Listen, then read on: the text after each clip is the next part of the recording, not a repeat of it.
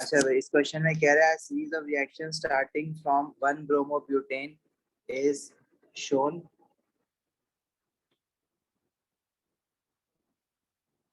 1 bromobutane पहले जो reaction दिया हुआ है उसने उसमें हाइड्रोजन साइनाइड और पोटेशियम साइनाइड है और कंपाउंड पी बन रहा है। फिर एक और रिएक्शन दिया हुआ है उसने जिसमें कार्बोक्सिलिक फंक्शनल ग्रुप नजर आ रहा है मुझे। अब जितने भी रिएक्शंस है ना वो बहुत थरली हमें याद होंगे तो ही हम इस तरह के क्वेश्चंस कर सकेंगे। अच्छा, सबसे पहले तो वो कह रहे हैं draw the discrete formula of compound P. अब 1 ब्रोमोब्यूटेन मुझे पता है हैलोजन एल्केन है। अगर मैं इसको स्ट्रक्चर बनाऊंगा तो CH3 CH2 CH2 CH2 और एंड में क्या लगेगा, ब्रोमीन। 1 ब्रोमोब्यूटेन है ना। अच्छा, अब जब भी आप इसको साइनाइड आयन के साथ रिएक्ट करवाते हो तो साइनाइड आयन के साथ हैलोजन एल्केन की न्यूक्लियोफिलिक सब्स्टिट्यूशन होगी और हमारे पास CN लग जाएगा। तो ये नाइट्राइल बन जाएगा जिसको हम पेंटेन नाइट्राइल कहेंगे। 5 कार्बन एटम वाला नाइट्राइल बन जाएगा ये। इसका डिस्प्लेट फॉर्मूला बनाना है। डिस्प्लेट फॉर्मूला मतलब आपको सारे बॉन्ड शो करने हैं। तो 4 कार्बन तो हमारे पास ब्यूटेन के हो जाएंगे और 5वां कार्बन हमारे पास साइनाइड का लगेगा। देखो, डिस्प्लेट फॉर्मूला में you have to show all the bonds. तो कार्बन नाइट्रोजन बॉन्ड भी आपको शो करना होगा, तो इसके बीच में भी तुमने बॉन्ड दिखाना है, 3 ट्रिपल कोवेलेंट बॉन्ड। अगर ये नहीं दिखाओगे, सिर्फ CN लिख दोगे तो मार्क नहीं मिलेगा। बाकी जितने भी हाइड्रोजन है वो सारे बॉन्ड शो करोगे, इसको स्ट्रक्चर फॉर्मूला नहीं लिखना।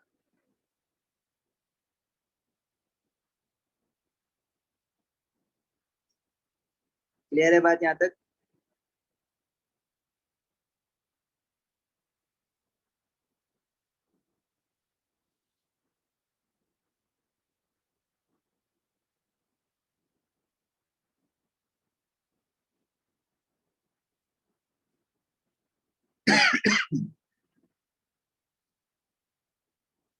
अच्छा, फिर आगे कंपाउंड पी को उसने रिएक्शन 1 करवाया है और सब कुछ वैसे ही है। देखो, 5 कार्बन है, CH3, 3 CH2 है, फिर C OH।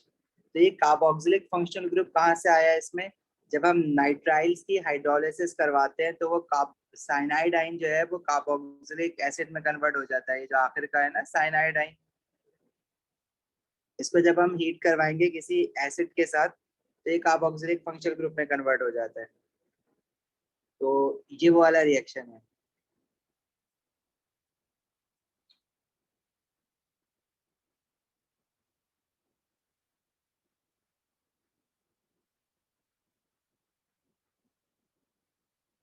तो रिएक्शन 1 में कह रहे हैं identify the reagents and conditions. Reagent क्या है हमारे पास? एसिड ले सकते हैं, कोई भी मिनरल एसिड, जैसे आप HCl ले लो या सिर्फ H पॉजिटिव आयन लिख लो,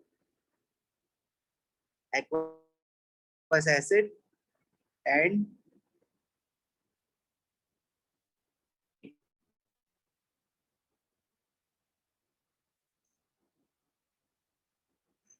और रिएक्शन 2 में क्या करेंगे? रिएक्शन 2 में देखो क्या हुआ है, 1 ब्रोमोब्यूटेन जो है वो ब्यूट बनीन बन रहा है। अब हमने हेलोजनो एल्केन का एक रिएक्शन पढ़ा है, एलिमिनेशन रिएक्शन। एलिमिनेशन रिएक्शन में क्या होता है कि हेलोजन, जिस कार्बन पे हेलोजन रखा हुआ है वो निकलेगा और साथ में बराबर वाले कार्बन के साथ हाइड्रोजन निकल जाएगा, तो हमारे पास कार्बन कार्बन डबल बॉन्ड आ जाएगा। तो उसको हम कहते हैं एलिमिनेशन रिएक्शन। और उसको करवाने के लिए हम इथेनॉलिक सोडियम हाइड्रोक्साइड लेते हैं। अगर मैं एक्वस सोडियम हाइड्रोक्साइड लूंगा तो फिर न्यूक्लियोफिलिक सब्स्टिट्यूशन होगी, तो एलोजिन एल्केन से अल्कोहल बनेगा। लेकिन अगर मैं इथेनॉलिक सोडियम हाइड्रोक्साइड लूंगा तो एलिमिनेशन होगी। ये सारे रिएक्शन हेलोजन एल्केन के पड़े हुए हैं हमारे। इसमें आप रीजन क्या लोगे? सोडियम हाइड्रोक्साइड भी ले सकते हैं, पोटेशियम हाइड्रोक्साइड भी ले सकते हैं। यूजुअली हम लोग सोडियम हाइड्रोक्साइड लिखते हैं इसमें।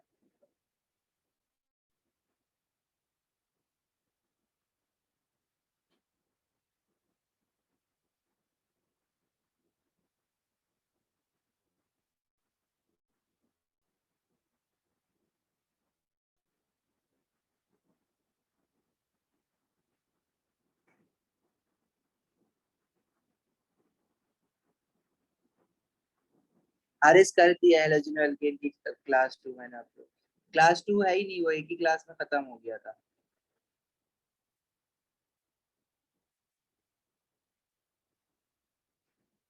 देखो रिएक्शन 1 में ना ये हुआ है साइनाइड आयन वाला। हेलोजन एल्केन के कितने रिएक्शन पढ़े हैं तुमने? एक काम करते हैं ना, जरा एक माइंड मैप में जो बताता हूँ कैसे बनता है, जरा अपना माइंड मैप भी बनाना शुरू करो ऑर्गेनिक रिएक्शंस का।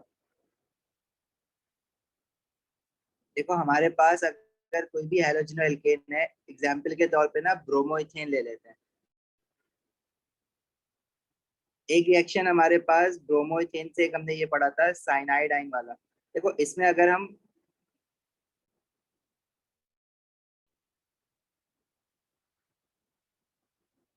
सोडियम हाइड्रोक्साइड एक्वस डालते हैं हेलोजन एल्केन में, तो न्यूक्लियोफिलिक सब्स्टिट्यूशन जो पढ़ा था ना SN1 SN2, तो OH निकल के ब्रोमीन को सब्स्टिट्यूट करके उसकी जगह पे लग जाएगा, अल्कोहल बना लेगा। और इसकी रिएक्शन कंडीशंस हमने क्या पढ़ी थी? Heat under reflux. इसी तरह एक रिएक्शन हमने हेलोजन एल्केन का पढ़ा था विद साइनाइड आयन। अगर मैं इसको रिएक्ट करवाऊंगा साइनाइड आयन के साथ, तो साइनाइड आयन हम हाइड्रोजन साइनाइड भी ले सकते हैं, पोटेशियम साइनाइड भी ले सकते हैं।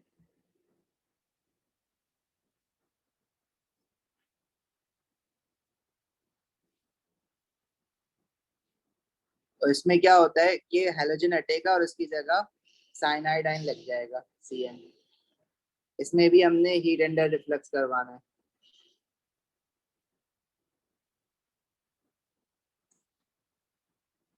साथ में दूसरा प्रोडक्ट भी बनता है ना, इसमें ब्रोमीन निकलेगा तो हाइड्रोजन ब्रोमाइड बन जाएगा साइनाइड के साथ जो ब्रोमीन का, या पोटेशियम ब्रोमाइड बन जाएगा।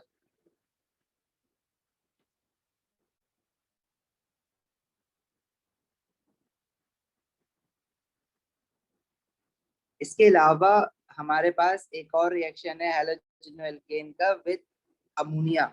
अगर मैं इथेनॉलिक अमोनिया लूंगा, अब इसमें जो हमने हाइड्रोजन साइनाइड लिया था ना, वो एक्वस नहीं लेंगे, वो इथेनॉल लेंगे, वरना अदरवाइज क्या होगा कि OH लगेगा, अल्कोहल भी बनना शुरू हो जाएगा। एक हमने अमोनिया के साथ इसका रिएक्शन देखा था। अगर हम इथेनॉलिक अमोनिया लेके हीट अंडर रिफ्लक्स करवाएंगे तो प्रोडक्ट में अमाइंस मिलते हैं, CH3 CH2 और NH2, इनको हम कहते हैं अमाइंस। साथ में हाइड्रोजन ब्रोमाइड। इसमें अमोनिया के साथ एक स्पेशल चीज ये लिखी हुई होती है कि आपने एक्सेस अमोनिया लेना है हर हाल में।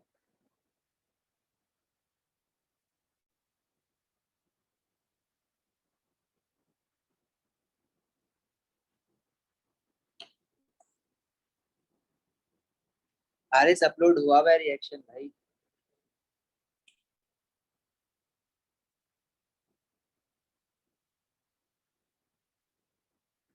तो इस तरह से ना एक अपने पेपर पे हर चैप्टर में जितने भी रिएक्शंस है ना, सारे एक साथ समराइज करके लिख लो। मैं बल्कि ना माइंड मैप खुद बना के देता हूँ आप लोगों को कल सारे चैप्टर्स का। तो जब जाके इस तरह से याद करोगे तो फिर आगे बढ़ोगे।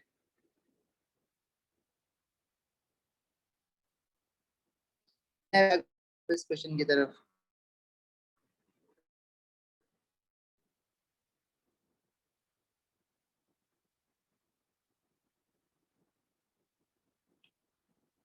एजम, हाँ रिएक्शन 2 में भी हीट करना है हमें। अब देखो ये एक एक मार्क के लिए दिए हुए हैं, तो हमने रीजेंट्स लिखे हैं तो वो आंसर मिल जाएगा, लेकिन पूरा आपको लिख दिया करो हीट।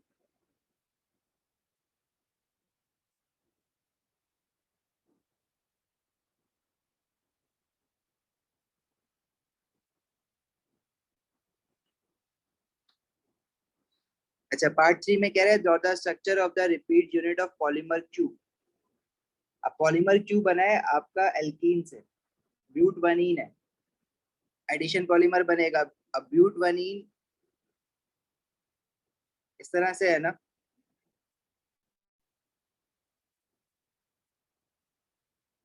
जब हम पॉलीमर बनाएंगे तो कार्बन कार्बन डबल बॉन्ड जो है उसके लेफ्ट और राइट पे हम कुछ नहीं लिखते, जितने भी एटम्स और ग्रुप ऑफ एटम्स है वो डबल बॉन्डेड कार्बन के ऊपर नीचे करके लिख देते हैं इस तरह से।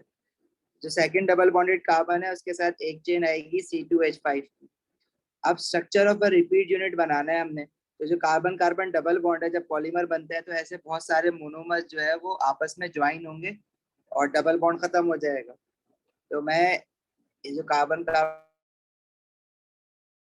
डबल बॉन्ड है ना, ये खत्म कर देते हैं और इस तरह से जब मोनोमर्स ज्वाइन होंगे और उससे पॉलीमर बनेगा, तो इस तरह से सेक्शन ऑफ अ पॉलीमर दिखेगा।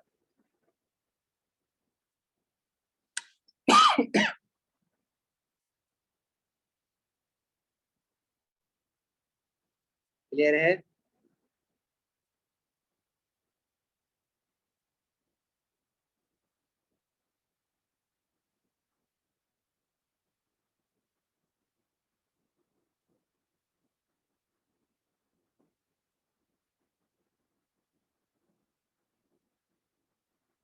आगे चलें।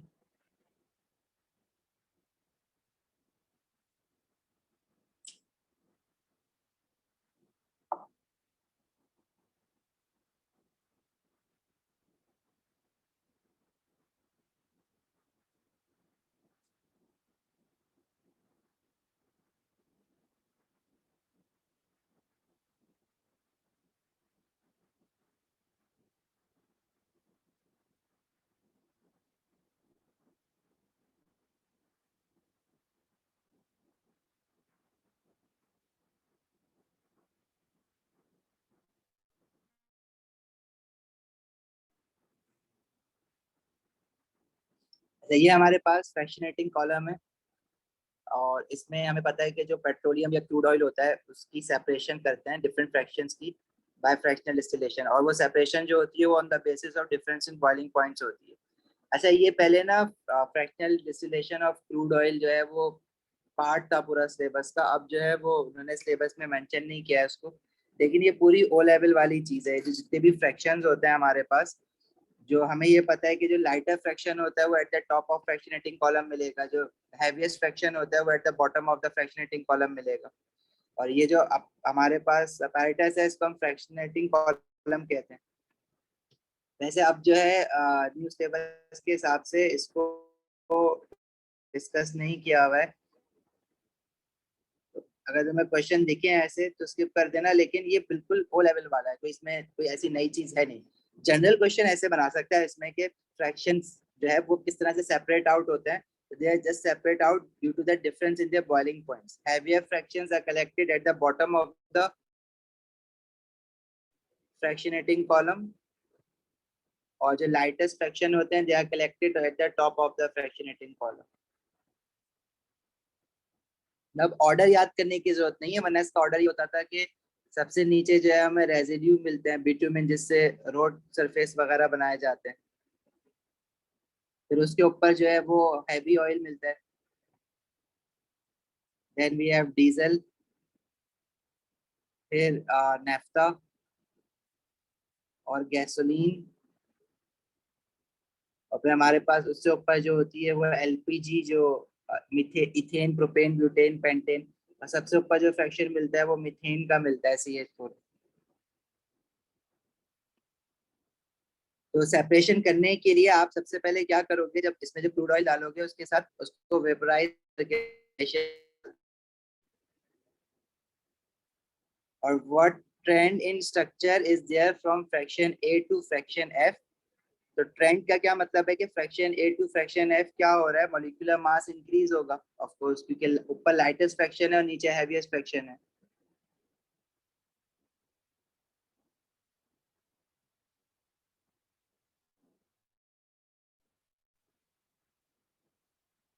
मॉलिक्यूलर मास इंक्रीजेस, कह रहा है state the trends in two properties of fraction A to F. तो और कौन मॉलिक्यूलर मास के साथ साथ और क्या चीजें इंक्रीज हो रही हैं, देखो मॉलिक्यूलर मास इंक्रीज होगा जिसकी वजह से बॉइलिंग पॉइंट इंक्रीज होगा डाउन दिस कॉलम, या मेल्टिंग पॉइंट इंक्रीज होगा। विस्कोसिटी, विस्कस होते जाते हैं ना ये, जितने हैवियर होगा उतना ज्यादा विस्कस होगा, विस्कोसिटी इंक्रीज होगी। और फ्लेमेबिलिटी इनकी डिक्रीज होगी। बस इसके बारे में इतना, बस जितना इस क्वेश्चन में पढ़ा है ना इतना काफी है, वैसे अब आना नहीं है इस तरह का question. Length of chain increases बिल्कुल लिख सकते हो।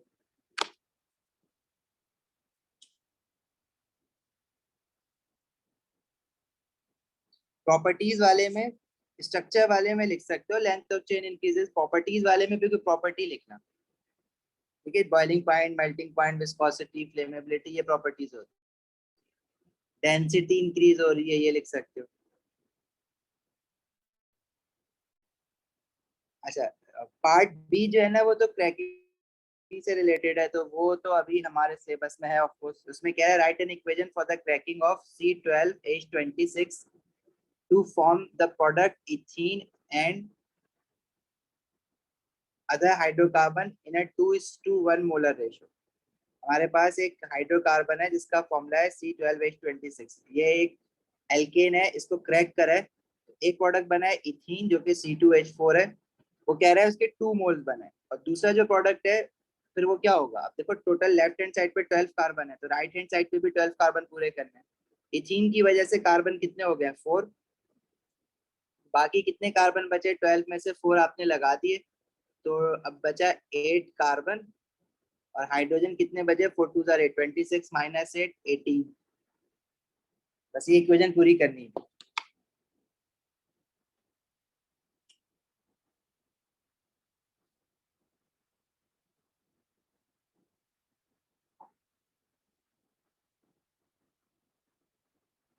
चले आगे।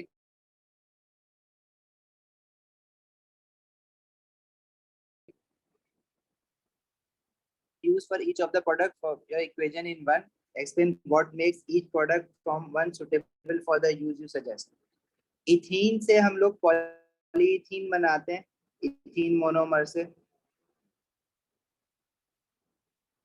सही है। और पॉलीथीन हमें पता है कि वो एज अ प्लास्टिक भी कह सकते हो उसको, प्लास्टिक बैग्स या शॉपिंग बैग्स के तौर पे यूज होता है। और क्यों होता है, क्योंकि इथीन में कार्बन कार्बन डबल बॉन्ड होता है, so it is capable of doing addition polymerisation. Carbon carbon double bond is present which enables to form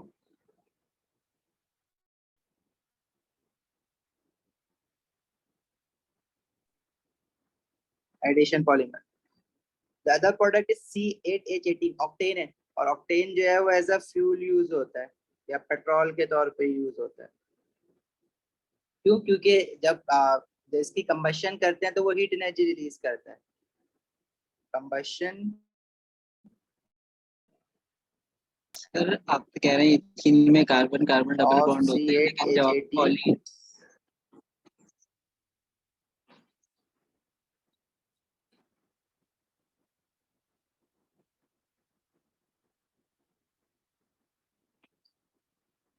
Azmi question पूरा पूरा करो, आवाज नहीं आई कोई। सर मैं कह रहा था कि जो पॉलीथीन है, आप कह रहे हैं कि उसमें कार्बन कार्बन डबल बॉन्ड होते हैं, जबकि आपने बताया कि जब पॉलीथीन बनता है तो कार्बन कार्बन डबल बॉन्ड नहीं होता, वो कार्बन कार्बन सिंगल बॉन्ड से साथ मिले हुए होते जी,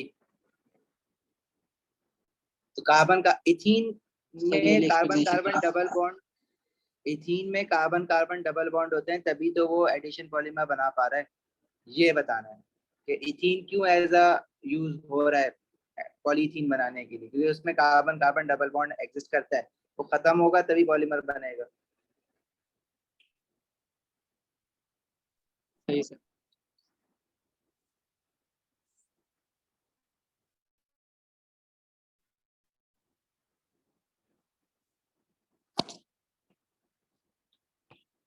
अच्छा, इसका पार्ट सी जो है ना वो इनऑर्गेनिक केमिस्ट्री से रिलेटेड है, कर लेते हैं ये भी।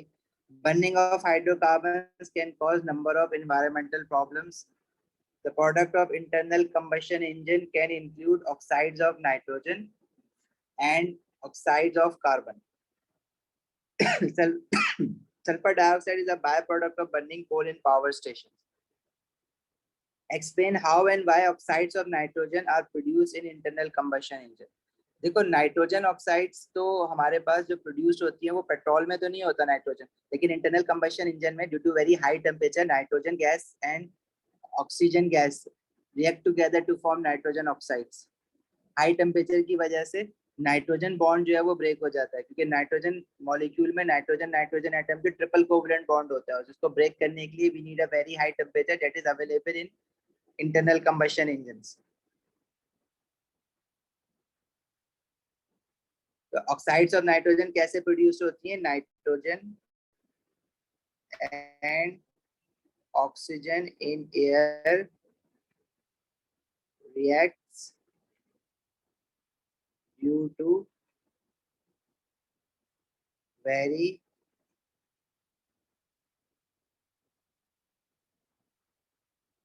high temperature in engines to form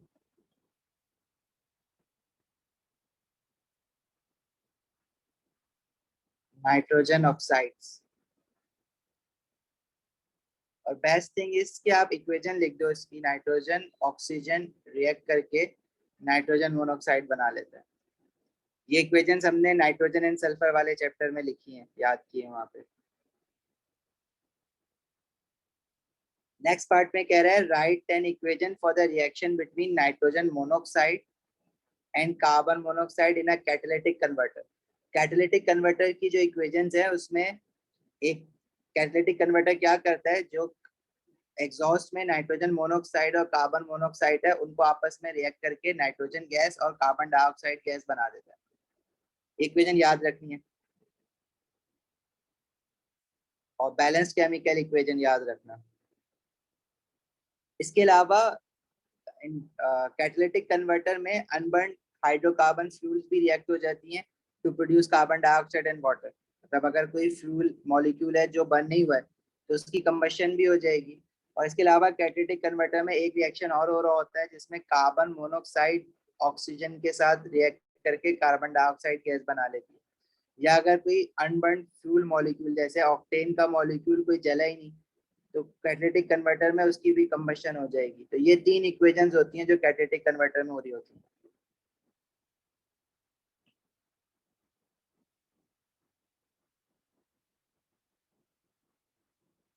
nitrogen dioxide कहाँ लिखने का पूछ रहे हो?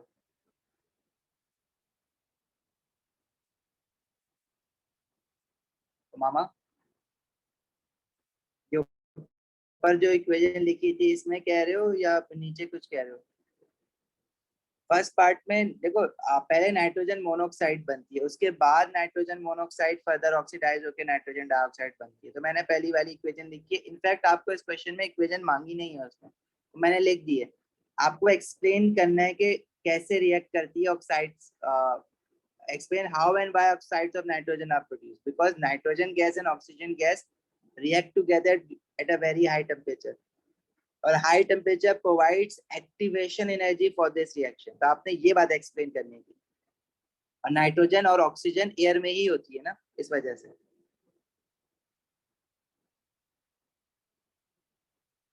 सही है।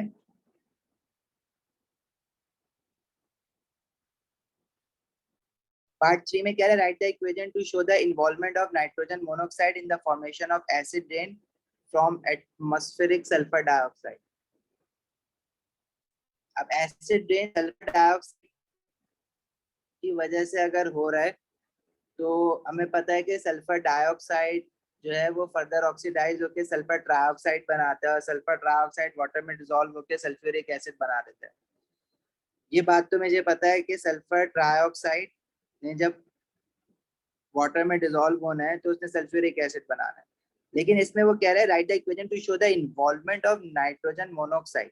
अब नाइट्रोजन मोनोऑक्साइड का क्या बीच में लेना देना हो गया? तो नाइट्रोजन मोनोऑक्साइड बेसिकली सबसे पहले ऑक्सीडाइज होगा एयर में, और वो बना कहाँ से? इंटरनल कंबशन इंजन के अंदर बना है। जब वो एयर में नाइट्रोजन मोनोऑक्साइड निकलेगी तो एयर में ऑक्सीजन की वजह से it will be further oxidise to produce nitrogen dioxide. और ये जो नाइट्रोजन डाइऑक्साइड है ये बिहेव करती है as a catalyst. Nitrogen monoxide जो है ना वो एज अ कैटलिस्ट काम करती है, जिसको हम catalytic action of nitrogen monoxide भी कहते हैं। ये बकायदा इस तरह से भी पूछता है कि show the write the equations to show the catalytic behaviour of nitrogenous oxides.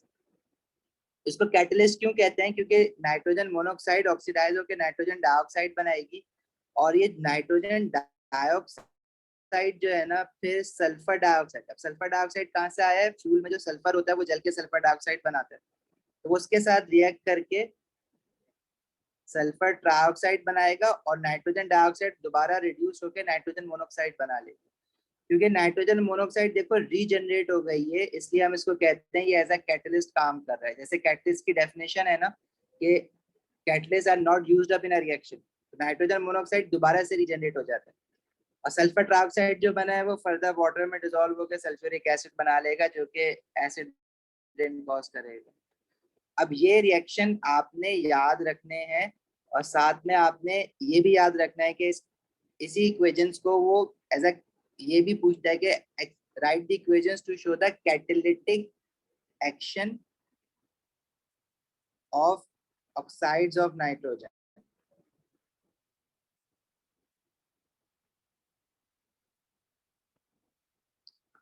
सही है?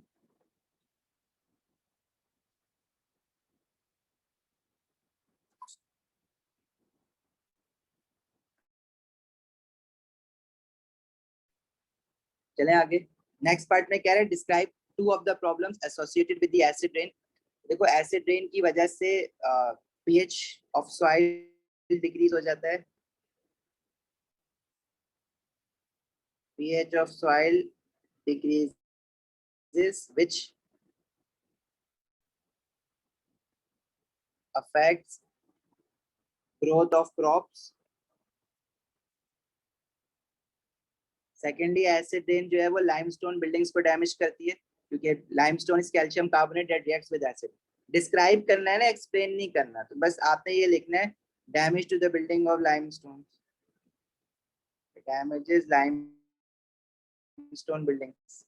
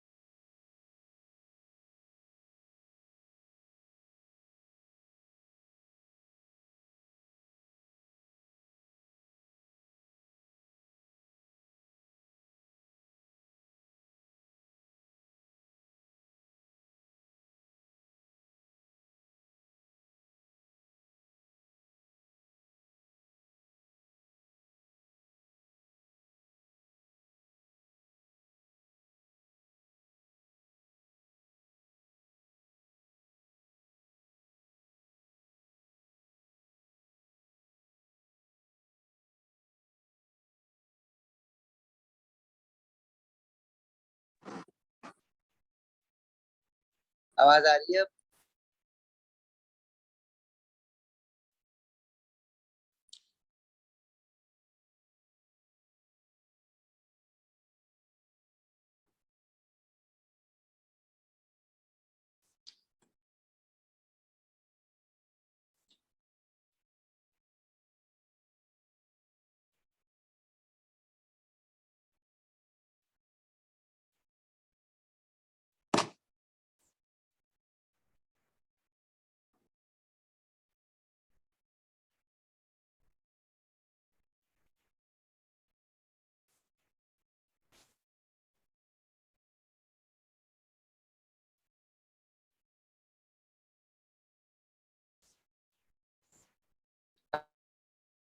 कहाँ तक सुना था?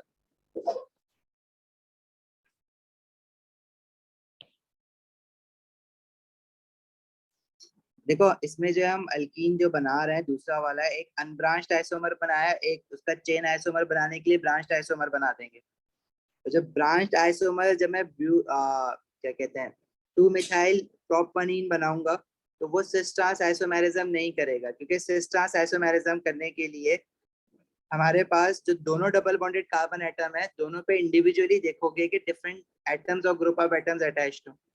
लेकिन ये जो first double bonded carbon atom है, इसके साथ 2 हाइड्रोजन अटैच्ड है, दोनों सेम चीजें अटैच्ड है ना, तो ये इस कार्बन की वजह से सिस ट्रांस आइसोमेरिज्म नहीं करेगा। और अगर वो ये कहे कि ऐसे ब्रांच आइसोमर बनाओ जो कि सिस ट्रांस आइसोमेरिज्म करे, इसी ब्यूटीन के ही आपने 2 ऐसे आइसोमर्स बनाना है जो कि सिस ट्रांस आइसोमेरिज्म करे, तो एक सिस और एक ट्रांस बनाना पड़ेगा। अब उसमें नेक्स्ट पार्ट में वो यही कह रहा है कि give the structures and full names of pair of stereoisomerism with the formula C4H8। देखो C4H8 में कोई कायरल कार्बन तो मिलेगा नहीं, ऐसा कार्बन तो कोई नहीं मिलेगा जिसके 4 सिंगल बॉन्ड्स हो और चारों बॉन्ड्स पे डिफरेंट चीजें अटैच्ड हो। तो स्टीरियो आइसोमेरिज्म से मतलब वो सिस ट्रांस की ही बात कर रहा है ब्यूटीन में। अगर मैं ब्यूटूइन की बात करूं, तो ब्यूटूइन में ही सिस ट्रांस आइसोमेरिज्म हो सकती है। जैसे ये 4 कार्बन जिसमें डबल बॉन्ड सेकेंड और थर्ड कार्बन के बीच में है, तो उसमें अगर मैं एक CH3,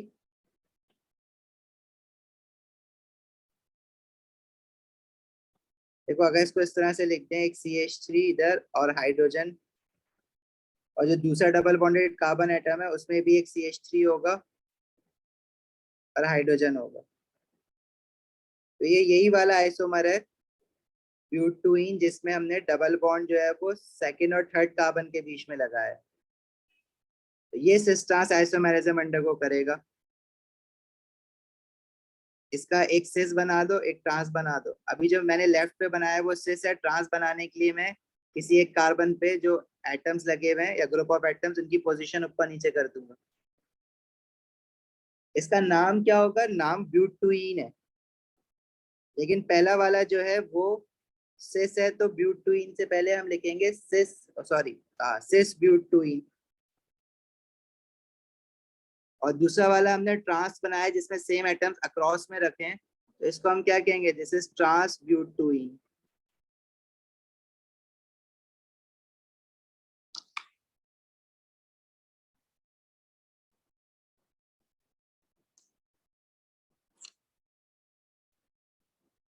ठीक है, आगे बढ़े।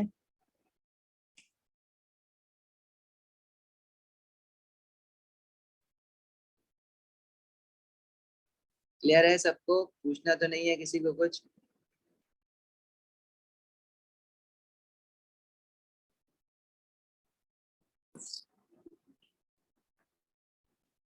अच्छा, नेक्स्ट देखो, सारी तरह की जो स्ट्रक्चर आइसोमेरिज्म है ना, तीनों डिस्कस कर ली है उसने।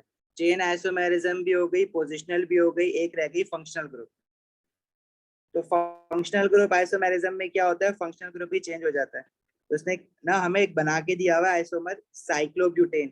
अब इसका मोलिकुलर फॉर्मूला तो ब्यूटीन वाला ही है ना, C4H8 है इसका मोलिकुलर फॉर्मूला, लेकिन ये साइक्लिक है, इसमें डबल बॉन्ड नहीं है, तो वो ये फंक्शनल ग्रुप आइसोमर है, क्योंकि फंक्शनल ग्रुप ही चेंज हो गया। Draw functional group isomer of molecule A in box B. Explain how the molecules A and B could be distinguished by chemical test. तो जो दूसरा आइसोमर है उसका वो हमारा नॉर्मल ब्यूटीन है, जो हम ऊपर अभी बना चुके हैं इतनी बार। ठीक है, तो ब्यूटवनीन बना दो चाहे ब्यूटीन बना दो, एक ही बात है, क्योंकि ब्यूटवनीन और ब्यूटीन का दोनों का फंक्शनल ग्रुप आइसोमर जो होगा वो साइक्लोब्यूटेन होगा, जो उसने ऑलरेडी बना के दिया हुआ है मुझे ए में। मैं यहाँ पे ब्यूटवनीन बना देता हूँ।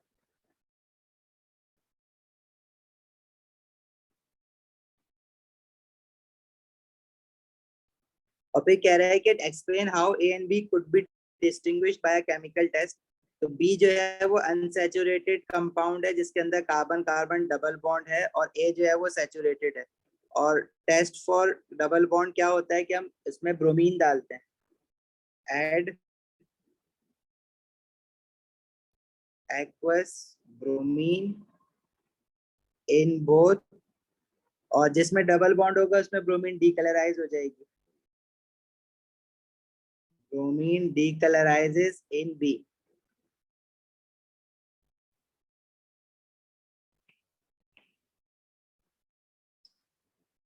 देखो क्वेश्चन में उसने ये एक आपको ऑलरेडी आइसोमर बना के दिया है, जिसको वो कह रहा है कि वो फंक्शनल ग्रुप आइसोमर है। ए और बी आपस में फंक्शनल ग्रुप आइसोमर्स है। तो functional group isomers is a type of structure isomers where functional group is different. तो अब ये जो हमने आइसोमर बनाया हुआ है ये साइक्लोब्यूटेन बना के दिया हुआ है उसने। इसका मॉलिक्यूलर फॉर्मूला C4H8 ही बन रहा है ना, देखो 4 कार्बन है और 8 हाइड्रोजन एटम्स है। तो इसका आइसोमर दूसरा ऐसा बनाओ कि उसमें फंक्शनल ग्रुप डिफरेंट हो। तो साइक्लोब्यूटेन का फंक्शनल ग्रुप आइसोमर ब्यूटीन है, या ब्यूटीन का फंक्शनल ग्रुप आइसोमर साइक्लोब्यूटेन है। समझ आई बात? और कह रहा है कि टेस्ट भी बताओ जिससे दोनों को डिस्टिंग्विश कर सकें। तो बी में कार्बन कार्बन डबल बॉन्ड है, तो हम ब्रोमिनेशन करके चेक कर सकते हैं उसको, क्योंकि डबल बॉन्ड जहां होगा वहां ब्रोमीन ऐड हो जाएगा। और ए में सारे सिंगल बॉन्ड है तो ब्रोमीन उसके साथ रिएक्ट नहीं करेगा। तो ब्रोमीन डीकलराइज होगी स्ट्रक्चर बी के साथ, लेकिन ए के साथ वो रिएक्ट नहीं करेगी। इट विल स्टे कलर, आपका जो कलर है उसका it will stay brown in A, whereas it will decolorize in B।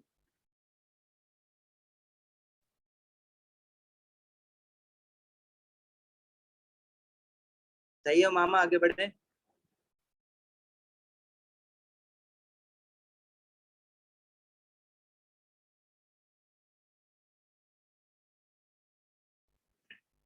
अच्छा, क्वेश्चन 4 तो मैं आपके लिए होमवर्क छोड़ रहा हूँ, खुद करना, आसान है।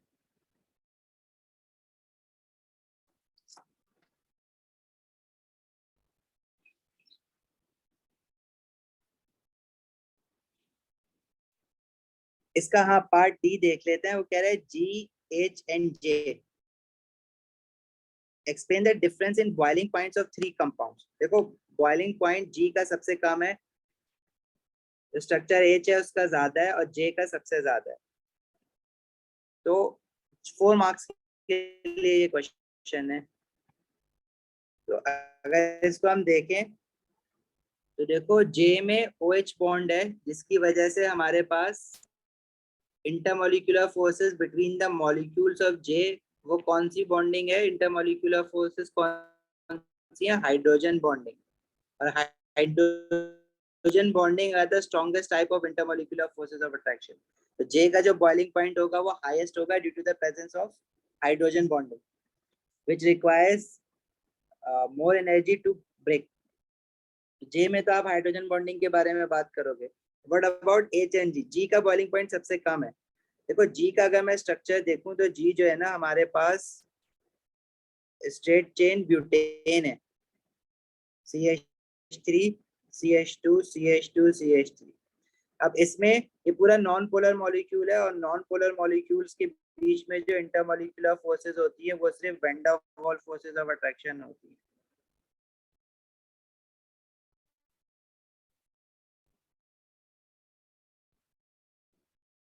अच्छा, H में भी तो वैन डर वाल्स ही होंगी क्योंकि वो भी हाइड्रोकार्बन है, लेकिन उसमें देखो नंबर ऑफ कार्बन एटम ज्यादा है ना। 3 कार्बन एटम इधर है, 3 4 5 6 7 8, 8 कार्बन एटम्स है। तो जब number of atoms in a molecule increase होते हैं तो उनके नंबर ऑफ इलेक्ट्रॉन्स भी इंक्रीज होंगे। ज्यादा atoms means they have more number of electrons, and van der Waals forces become more stronger when a molecule has more number of electrons। H का जो boiling point है वो G से इसलिए ज्यादा है because it has more number of electrons, so van der Waals forces are more stronger.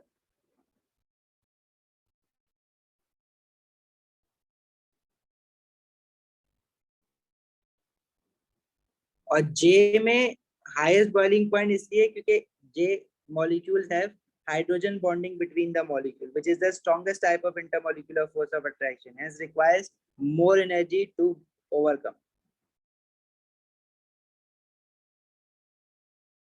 मुज़ैफा, H का surface area तो हम तब कंपेयर करेंगे ना जब दोनों मॉलिक्यूल्स में सेम नंबर ऑफ एटम्स होंगे, लेकिन H में तो clearly we have more number of atoms, more number of carbon है, मोर नंबर ऑफ हाइड्रोजन है। जब मोर नंबर ऑफ एटम्स होंगे तो उनके मोर नंबर ऑफ इलेक्ट्रॉन्स होंगे। तो वैन डर वाल्स फोर्सेस दो चीजों पे डिपेंड करती है, नंबर ऑफ इलेक्ट्रॉन्स और सरफेस एरिया। तो सरफेस एरिया तो हम तब बात करेंगे जब दो मॉलिक्यूल्स को कंपेयर कर रहे होंगे with same number of atoms.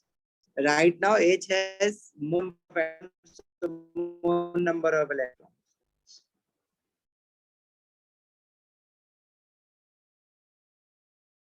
Zayan बाद में डिस्कस करते हैं, अभी तो आगे बढ़ गए उस क्वेश्चन। ज़ैफा सही है, समझ आ गई बात?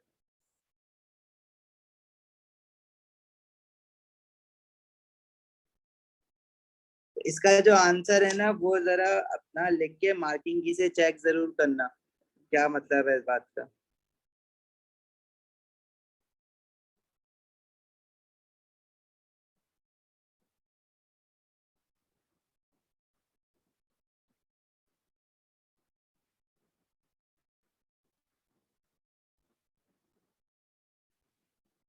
अच्छा, पार्ट ई में कह रहा है compound J can be produce from 2-chloro-3-methyl butane.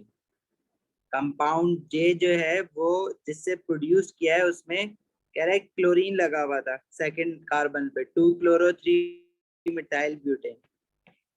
तो वो क्लोरीन हटा के अब 2-chloro-3-methyl ब्यूटेन का मतलब यह है कि वो जो क्लोरीन है वो रिमूव हुआ है और उसको हटा के OH आ गया है। तो हेलोजन, ये हेलोजिनो एल्केन से OH कैसे लगता है? जब आप क्या करते हो, किसी हेलोजिनो एल्केन में एक्वा सोडियम हाइड्रोक्साइड डालते हो, तो इसको हम हीट करेंगे under reflux with aqua sodium hydroxide.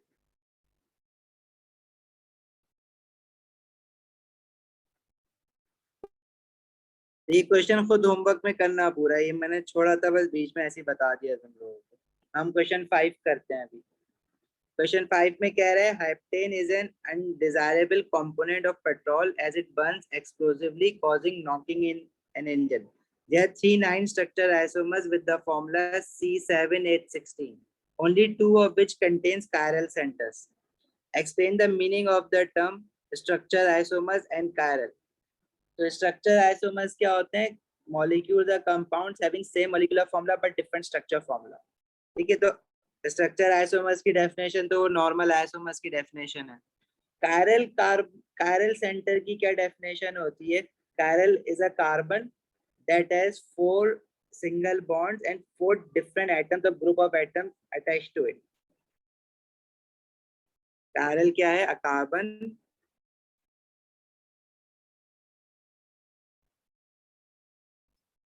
that has 4 different atoms and group of atoms, 4 different atoms और group of, मतलब एटम्स भी हो सकते हैं और ग्रुप ऑफ एटम्स भी हो सकते हैं अटैच टू इट। और जिस मॉलिक्यूल में कायरल कार्बन होता है दैट फॉर्म्स ऑप्टिकल आइसोमर्स, जो एक दूसरे के non super imposable mirror images होते हैं।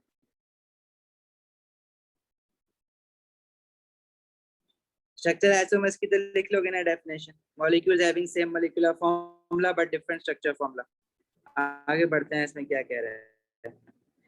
Give the structures and names of 2 structure isomers of C7H16। देखो C7H16 जो है ना वो हेप्टेन है, क्योंकि ये एल्केन का जनरल फॉर्मूला फॉलो कर रहा है ना, CnH2n+2, और उसने बोला हुआ भी ऊपर हेप्टेन है।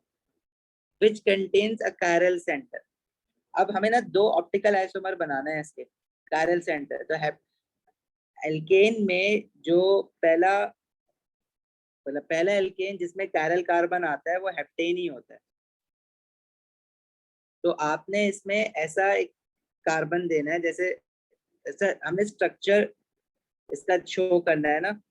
तो ऐसा कार्बन इसमें होगा जिसमें चारों का बॉन्ड जो है कार्बन के ना डिफरेंट एटम्स और ग्रुप ऑफ एटम्स होंगे. जैसे फॉर एग्जांपल मैं इस कार्बन को इसमें एक साइड पे CH3 अटैच कर दें, दूसरी साइड पे इथाइल अटैच कर दें जैसे CH2 CH3, और एक हाइड्रोजन आपने बना दिया, और फिर थर्ड फोर्थ बॉन्ड जो है उसका उस पे C3H7 प्रोपाइल अटैच कर दिया.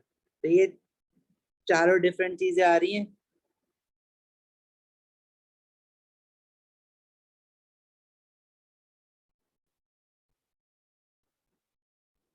समझ आई ये बात. हमारे पास देखो कार्बन टोटल कितने हो गए, 1 2 3 4 5 6 7.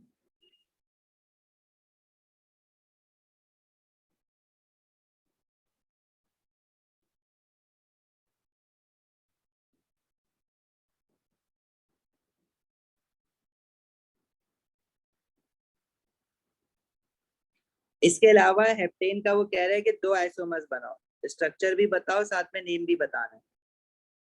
दूसरा स्ट्रक्चर आइसोमर हेप्टेन का जिसमें कैरल सेंटर हो.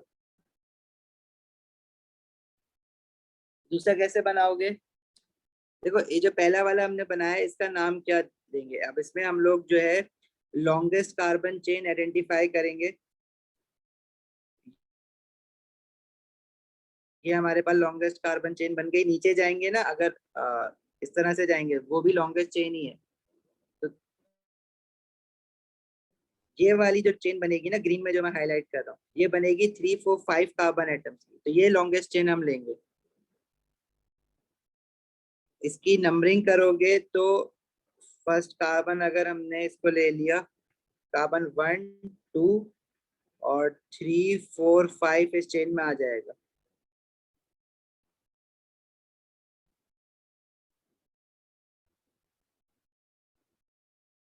इसको एक काम करते हैं, खोल के बना देता हूँ ताकि ना समझ आए.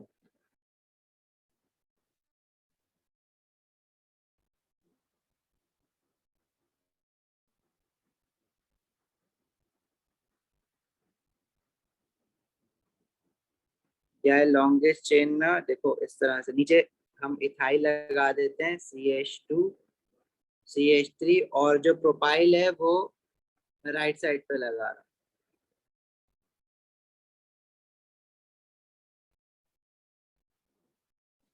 ये वाला कार्बन कायरल बन गया.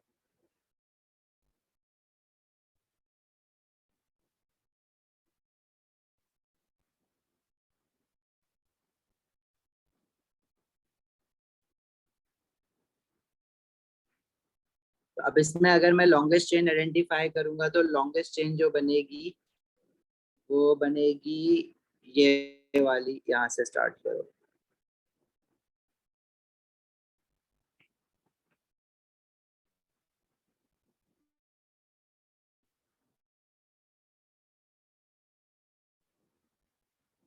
इसकी नंबरिंग करेंगे तो इट बी 1 2 3 4 5 6. इसका नाम क्या हो जाएगा, दिस इज 3 मिथाइल.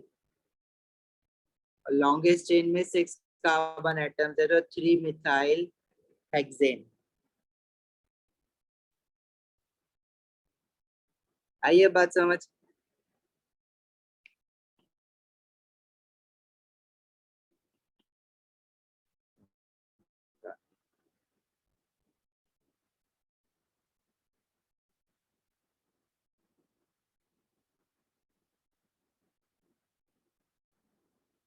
नहीं वहां वो सेम ही थे, वो मैंने हटा दिया, मैंने वो खोल के बनाया. अब दूसरा वाला मुझे बनाना है. देखो दूसरा इसका ही आपने स्ट्रक्चर आइसोमर बनाना है, लेकिन उसमें भी कायरल कार्बन होना जरूरी है. जब अब मैं जैसे मैंने अभी जो कायरल कार्बन चूज किया था ना, अब कायरल कार्बन ऐसा हो जिसमें जैसे इसमें एक साइड पे देखो देखो इथाइल लगा हुआ है, 2 कार्बन की चेन, या हमने उसको तो स्ट्रेट चेन ही ले लिया था, चलो एक साइड पे हमने 3 कार्बन वाली चेन लगा दी थी और एक साइड पे 1 कार्बन वाली चेन लगा दी थी। इसके अलावा क्या पॉसिबिलिटी हो सकती है, ये आपको बना के देखनी पड़ेगी। जैसे अगर मैं कहूँ कि हमारे पास एक कार्बन चेन है, अच्छा इसमें अगर मैं किसी एक कार्बन पे मिथाइल लगा देता हूँ, जैसे यहाँ एक CH3 लगा दिया है, तो यहाँ पे फिर मैं मिथाइल नहीं लगा सकता ना, यहाँ पे मुझे कुछ और लगाना पड़ेगा। यहाँ पे मैं 2 कार्बन की चेन लगा सकता हूँ। अच्छा यहाँ मैंने हाइड्रोजन लगा दिया। अब देखो ये वाली चीज 3 कार्बन वाली है, 1 2 3 4 5 6 7, 7 हाइड्रोजन हो गए, तो वो तो वही बन जाएगा जो पहला वाला है। तो इसमें ये जो मैंने 3 कार्बन की चेन इधर ब्रांच में कर दी।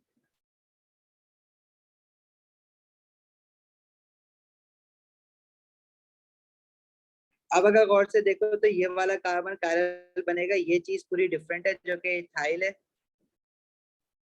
राइट साइड पे जो ब्रांच लगी हुई है ना, ये अब देखो डिफरेंट है। अगर ये 3 कार्बन जैसे पहले मैंने स्ट्रेट चेन में किया हुआ था, राइट वाले स्ट्रक्चर में देखो वो प्रोपाइल बन रहा था, 3 कार्बन स्ट्रेट चेन में थे, लेकिन यहाँ पे 3 कार्बन पे है लेकिन स्ट्रेट चेन में नहीं है ना, एक ब्रांच हो गया, तो फिर ये अलग चीज है। 3 कार्बन स्ट्रेट चेन में नहीं है, एक ब्रांच में है, तो ये एक अलग स्ट्रक्चर बन जाएगा। बाकी चीजें तो देखो इसमें भी एक मिथाइल लगा हुआ है और नीचे हाइड्रोजन लगा हुआ है। दूसरे वाले स्ट्रक्चर में भी एक ब्रांच मैंने मिथाइल की ली है, एक इथाइल की ली है, एक प्रोपाइल की ली है। यहाँ पे प्रोपाइल की नहीं ली मैंने, वो ब्रांच वाला प्रोपाइल कर दिया है उसको, मतलब उसको हम नाम तो नहीं दे सकते अभी, लेकिन ये चीज जो है ना, दिस इज नॉट प्रोपाइल, इसको मैं प्रोपाइल नहीं कहूंगा, ये ब्रांच हो गई है, मतलब ये डिफरेंट है as compare to the propyl that I have drawn in this second structure right side पे। अब इसका नाम क्या होगा, इसकी अगर इसमें मैं लॉन्गेस्ट चेन आइडेंटिफाई करूं, तो लॉन्गेस्ट कार्बन चेन इसमें ये हो जाएगी 5 कार्बन एटम की। इसकी नंबरिंग करेंगे तो राइट टू लेफ्ट करेंगे क्योंकि ब्रांच छोटे नंबर पे लाइक करेगी, फिर 1 2 3 4 5, तो एक मिथाइल 2 सेकंड कार्बन पे और दूसरा मिथाइल जो है वो थर्ड कार्बन पे, तो दिस इज 2,3 डाई मिथाइल, और स्ट्रेट चेन में कितने कार्बन है, 5, तो 2,3 di methyl pentane.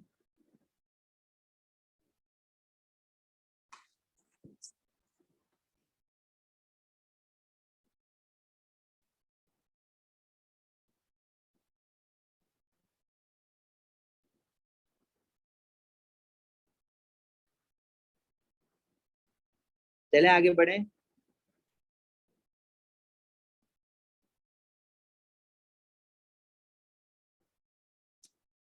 Sir 1 minute copy कर रहा हूँ।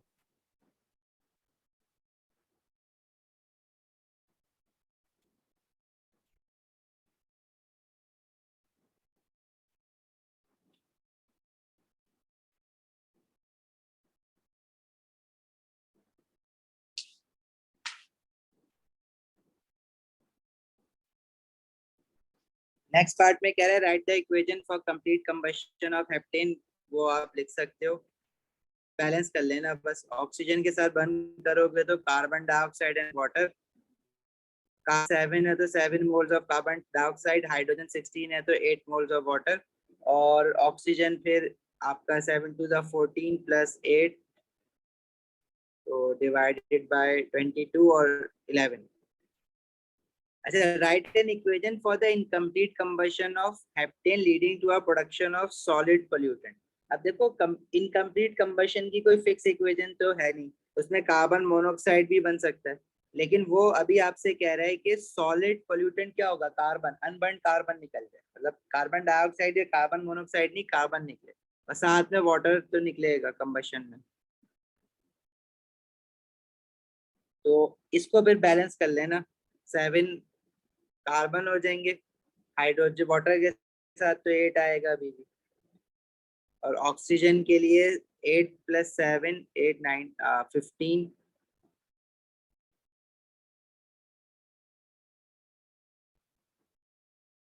बल्कि 8 ना, यहाँ पे 4 आएगा।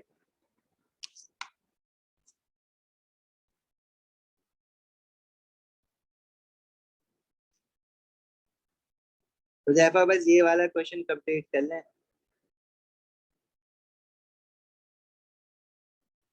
ये और क्वेश्चन, एक और क्वेश्चन करेंगे इसके बाद, 15 मिनट और लगेंगे। नेक्स्ट कह रहा है incomplete combustion can also lead to emission of unburn hydrocarbon, state one environmental cause of this.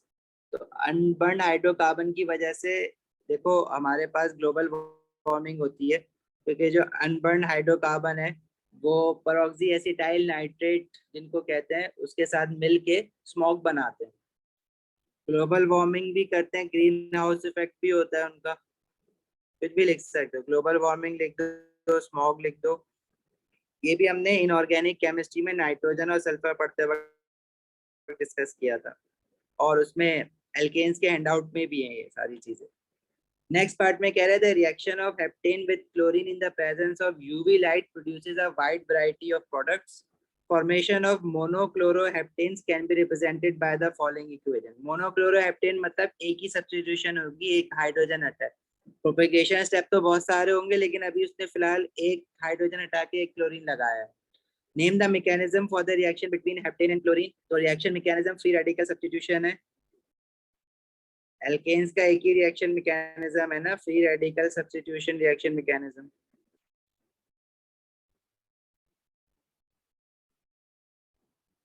Describe the mechanism using suitable equations and including the names of each stage in the process. अब देखो propagation step सारे नहीं लिखेंगे हम, कोई एक propagation step पूरा लिख देंगे फॉर 5 मार्क्स। तो 5 मार्क्स के लिए अब तीनों स्टेप्स बताओगे। तो पहला स्टेप होता है इनिशिएशन स्टेप। इनिशिएशन में इक्वेशन क्या होती है, chlorine gas under the presence of ultraviolet light it produces 2 chlorine free radicals.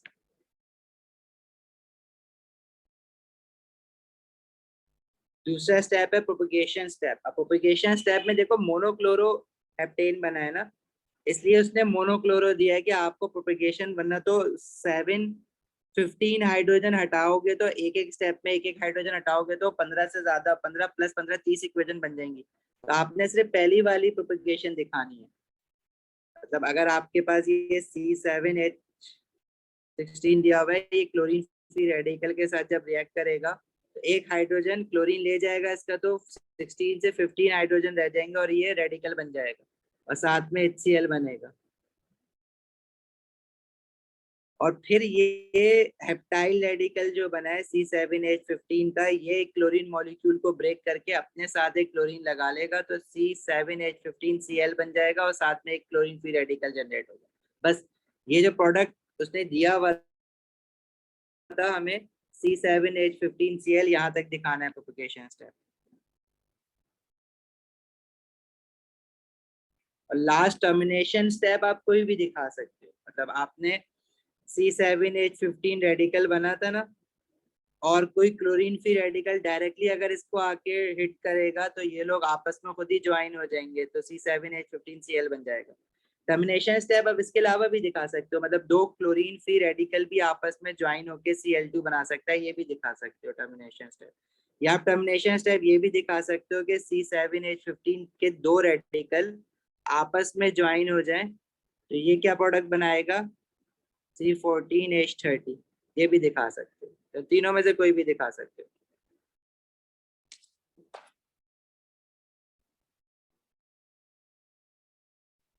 Clear है यहाँ तक?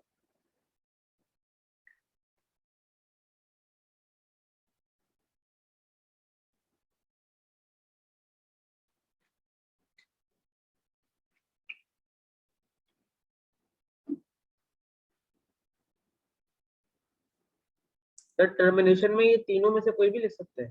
तो कोई भी एक लिख सकते हो।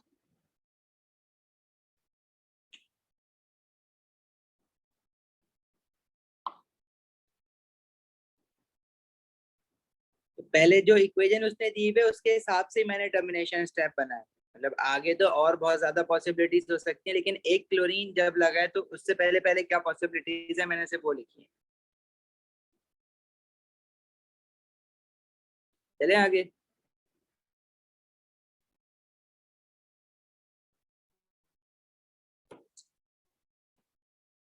देखो ये एल्कीन का क्वेश्चन है, इसमें क्या हुआ है,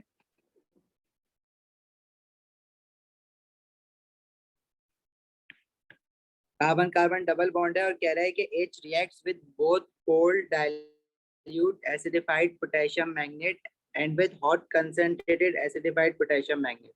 give the structure of the organic product of reaction of H with cold dilute acidified potassium magnet. देखो जब कोल्ड KMnO4 डालते हैं तो हमें पता है डबल बॉन्ड में से एक बॉन्ड खत्म होगा और डायॉल बन जाता है।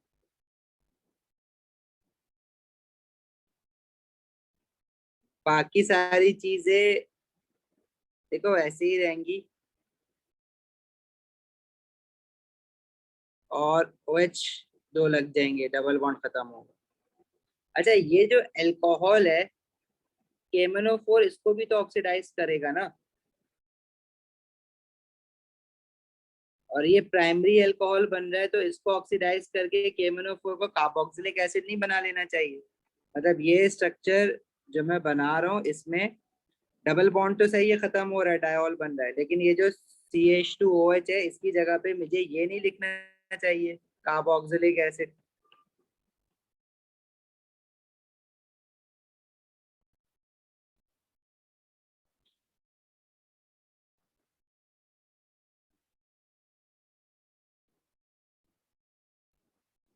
लेकिन यहाँ पे इसलिए नहीं लिखेंगे क्योंकि कोल्ड KMnO4 अल्कोहल को ऑक्सीडाइज नहीं करवाएगा, सही है, हॉट KMnO4 करवा देगा, कोल्ड नहीं करवाएगा।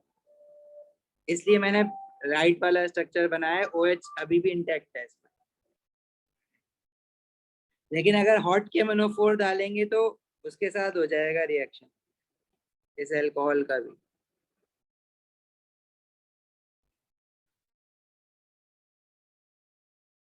अब देखो नेक्स्ट पार्ट में वो कह रहा है कि हॉट KMnO4 यूज किया। अब हॉट KMnO4 यूज करेंगे तो ये अल्कोहल भी ऑक्सीडाइज्ड होगा, और सेकेंडली जो डबल बॉन्ड है जब हॉट KMnO4 डालते हैं तो वो रप्चर हो जाता है। तो डबल बॉन्ड रप्चर होगा तो दो फ्रेगमेंट बनेंगे। जो पहला वाला डबल बॉन्डेड कार्बन है वो अलग होगा, तो देखो उसके साथ दो एल्काइल अटैच्ड हैं, और जिस डबल बॉन्डेड कार्बन के साथ दो एल्काइल अटैच्ड होते हैं वो कीटोन बना लेता है। और जो दूसरा डबल बॉन्डेड कार्बन है उसके साथ भी देखो दो एल्काइल ही अटैच्ड है ना, एक एल्काइल CH3 है और दूसरा एल्काइल CH2OH है, जो कि ये भी ऑक्सीडाइज हो जाएगा। अच्छा इसके साथ कीटोन तो आएगा ये तो कंफर्म है, लेकिन ये वाला जो पार्ट है ये भी ऑक्सीडाइज हो जाएगा। अब ये प्राइमरी अल्कोहल बन रहा है ना, एक कार्बन जिसको OH लगा हुआ है, तो ये वाला पार्ट क्या बन जाएगा, कार्बोक्सिलिक एसिड। तो इसको भी मैं ऑक्सीडाइज करके दिखाऊंगा, ये बन जाएगा COOH। तो ये दो फ्रेगमेंट बनेंगे इसमें।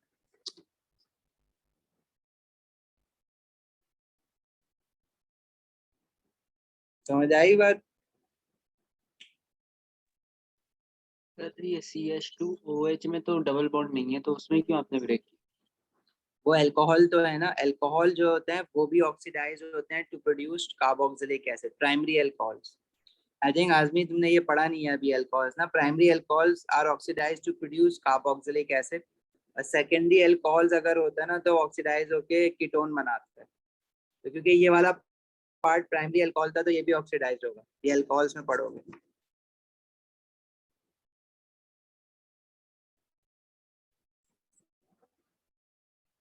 देखो मामा ये वाला कार्बोक्सिलिक एसिड इसलिए बना है क्योंकि ये वाला पार्ट जो होता है ना, अब KMnO4 को ये बता के थोड़ी किया कि तुमने डबल बॉन्ड को ही तोड़ना है, वो तो अपना सारा काम करेगा जो करता है एज ऑक्सीडाइजिंग एजेंट।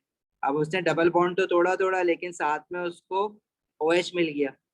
अब ये जो OH जिस कार्बन पे लगा हुआ है उस कार्बन के साथ डायरेक्टली एक एल्काइल अटैच्ड है, दो हाइड्रोजन अटैच्ड है, तो ये कौन सा वाला अल्कोहल बना, प्राइमरी अल्कोहल।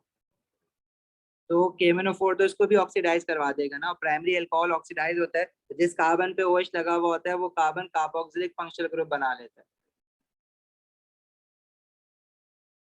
तो ये वाला पार्ट जो है इसका कार्बोक्सिलिक फंक्शनल ग्रुप बना देगा, मतलब COO बॉन्ड बना देगा।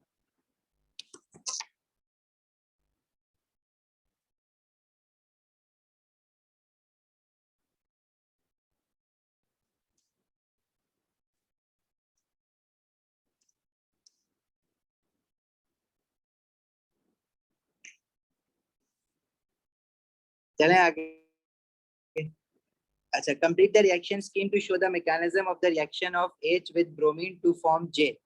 अभी इलेक्ट्रोफिलिक एडिशन रिएक्शन मैकेनिज्म चलेगा यहाँ पे, क्योंकि कार्बन कार्बन डबल बॉन्ड देखो खत्म हुआ है और डबल बॉन्डेड कार्बन पे 2 ब्रोमीन आके अटैच्ड हुए हैं। अच्छा, ब्रोमीन मॉलिक्यूल पे उसने ऑलरेडी डायपोल्स तो बनाए हुए हैं, आपने कर्ली एरोज बनाना है। एक कर्ली एरो ब्रोमीन के सेंटर से दूसरे ब्रोमीन की तरफ जाएगा, जिसमें shared pair of electron is moving towards the bromine atom farther away from the double bond, और डबल बॉन्ड जो है पार्शियल पॉजिटिव ब्रोमीन को अटैक करेगा। इंटरमीडिएट कैसा दिखेगा? इंटरमीडिएट में कार्बन कार्बन डबल बॉन्ड खत्म हो जाएगा, जो फाइनल प्रोडक्ट है उसी को देख के मैं इंटरमीडिएट अपना बना रहा हूँ। उसमें से किसी एक कार्बन पे पहले आपने ब्रोमीन अटैच कर दिया, तो जो दूसरा कार्बन है उस पर पॉजिटिव चार्ज आ जाएगा, कार्बोकैटाइन बन गया। और जो एक ब्रोमीन एटम जो इलेक्ट्रॉन लेके निकल गया था, वो एज अ न्यूक्लियोफाइल काम करेगा। न्यूक्लियोफाइल में देखो ना, नेगेटिव चार्ज भी दिखाते हैं हम लोग, और एक लोन पेयर भी दिखाते हैं, जो कि अब इस पॉजिटिव कार्बन को देगा। तो ये बनाना मत भूलना, एक लोन पेयर उस पर, और ये इसको अटैक करेगा पॉजिटिव कार्बन को, और इसके साथ लग जाएगा। तो सिर्फ इतना सा बनाने के लिए 3 मार्क्स है हमारे पास। कर्ली एरोज बनाओगे सारे सही तो उसका 1 मार्क मिलेगा, इंटरमीडिएट बनाओगे तो 1 मार्क मिलेगा, और ये जो ब्रोमीन मैंने बोला ना कि इसके ऊपर नेगेटिव चार्ज और एक लोन पेयर दिखाओगे तो 1 मार्क मिलेगा।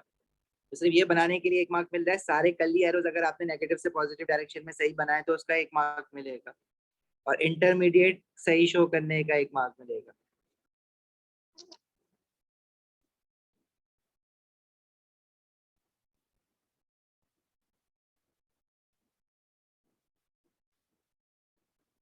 चलें आगे बढ़े।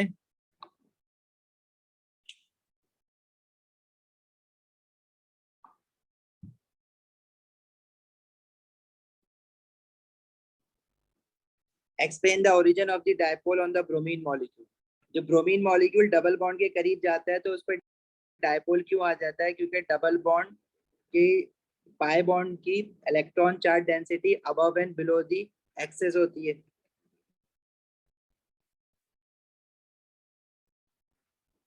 इसकी वजह से इस पे जो है ना, वो आपका जो ब्रोमीन मॉलिक्यूल है उसमें उसका जो ब्रोमीन एटम्स के बीच में शेड पेड ऑफ इलेक्ट्रॉन है, it is repelled farther towards the bromine atom which is away from the double bond. इस वजह से इसमें डायपोल इंड्यूस्ड होता है। तो इसको किस तरह से लिखोगे? Explain the origin of the dipole on the bromine molecule due to high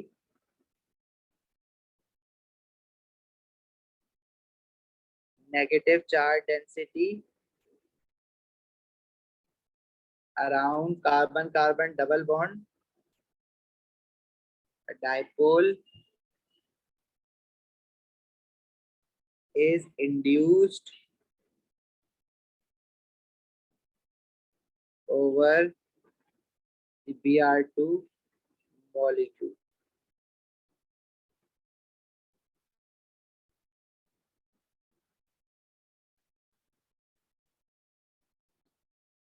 next part में कह रहे हैं J is formed as an equimolar। equimolar मतलब सेम मोल्स।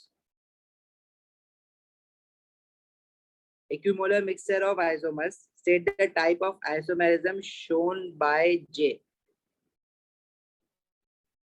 अच्छा, अब देखो इसमें मेजर प्रोडक्ट और माइनर प्रोडक्ट वाली बात तो नहीं होगी, वो तो तब होती है ना जब हाइड्रोजन ब्रोमाइड होता है। अब ब्रोमीन तो ब्रोमीन दोनों double carbon double bonded carbon पे सेम एटम्स लग रहा है। अगर आप कहोगे भाई ब्रोमीन पहले इस कार्बन पे नहीं लगा दूसरे कार्बन पे लगा है, तो अल्टीमेटली प्रोडक्ट तो सेम ही बना है ना। तो क्योंकि दोनों कार्बन पे ब्रोमीन ब्रोमीन एटम लग रहा है तो कोई डिफरेंस तो नहीं होगा प्रोडक्ट में। तो फिर वो आइसोमेरिक मिक्सचर क्यों कह रहा है? ये जो जे बना है, क्या इसका कोई आइसोमर बन रहा है? अब ये सिस ट्रांस नहीं है, कार्बन कार्बन डबल बॉन्ड नहीं है।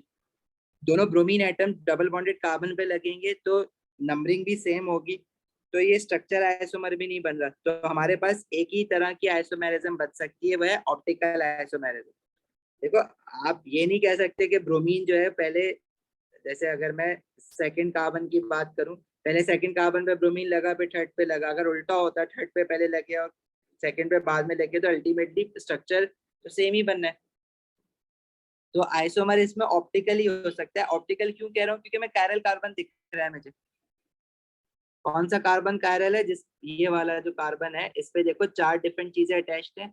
एक जगह CH3, एक जगह Br, एक जगह CH2OH और एक ये पूरी चीज। ऑप्टिकल आइसोमर्स बनेंगे और ऑप्टिकल आइसोमर्स सेम रेशियो में बनेंगे, हाफ हाफ। इसमें मेजर और माइनर प्रोडक्ट नहीं होता फिर। तो जो हमारे फाइनल प्रोडक्ट है इसमें जो आइसोमेरिज्म होगी वो ऑप्टिकल आइसोमेरिज्म बनेंगे। मेजर और माइनर प्रोडक्ट वाली बात इसमें नहीं है, क्योंकि हाइड्रोजन ब्रोमाइड अटैच्ड होता तब मेजर और माइनर प्रोडक्ट आता। एडिशन रिएक्शन में एडिशन ऑफ हाइड्रोजन हैलाइड्स में मेजर और माइनर प्रोडक्ट आते हैं। और फिर कह रहे हैं draw the structure of 2 isomers of J। अब जब इसका स्ट्रक्चर बनाओगे तो ऑप्टिकल आइसोमर्स कैसे बनाते हैं, mirror images of each other.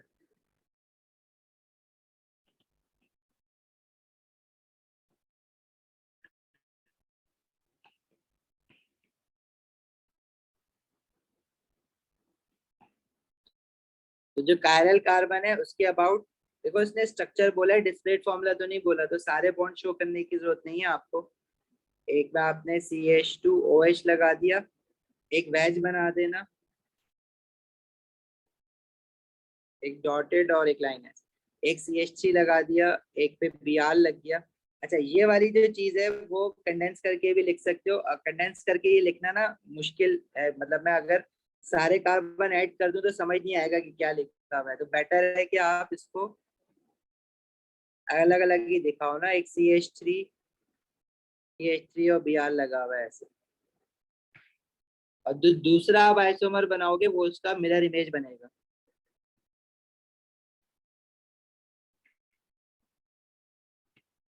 इसमें एक हमारा पैरेलल कार्बन ही बन रहे हैं। समझा नहीं हुआ मैं बात।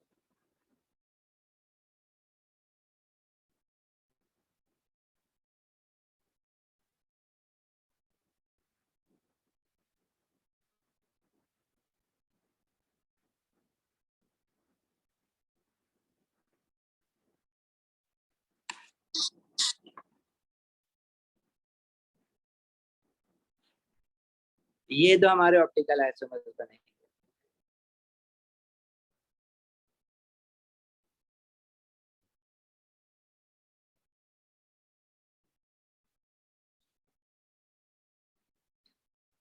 सही है। ऐसे ना हम